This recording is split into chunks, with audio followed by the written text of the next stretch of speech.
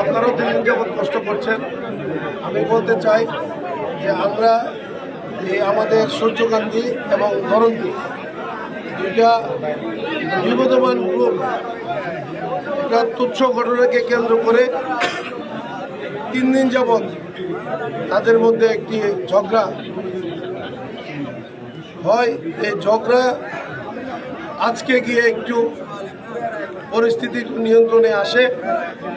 আমরা এখানে উভয় পক্ষের সাথে কথা বলেছি, ওই পক্ষের সাথে সূর্যকান্তির পক্ষের সাথে কথা বলেছি এবং ধরন্তীর পক্ষের সাথে কথা বলেছি এবং পাঁচজন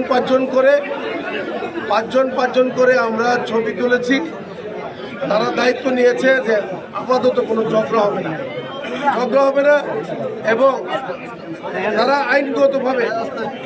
আইনগতভাবে তারা তাদের কার্যক্রম পরিচালিত করতে চায় প্রচলিত আইনের মাধ্যমে।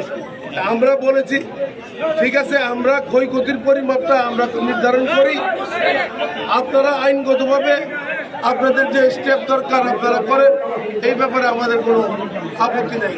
তবে আপনারা কোনো ঝগড়া করতে পারবেন না। তবে তারা উভয় পক্ষই আমাদেরকে আশ্বস্ত করেছে যে তারা কোনো ঝগড়া করবে না, তারা শান্তি চায়। আর একজন যে নিহত হয়েছে সে বিষয়ে কোনো আলোচনা হয়েছে? একজন নিহত হয়েছে ইতিমধ্যেই তারা আমরা শুনেছি যে থানায় একটা এফআইআর দায়ের করেছে। হয়তো ওই নিয়ম অনুযায়ী এটা মামলা হবে, প্রচলিত আইন অনুযায়ী মামলা হবে। ধন্যবাদ।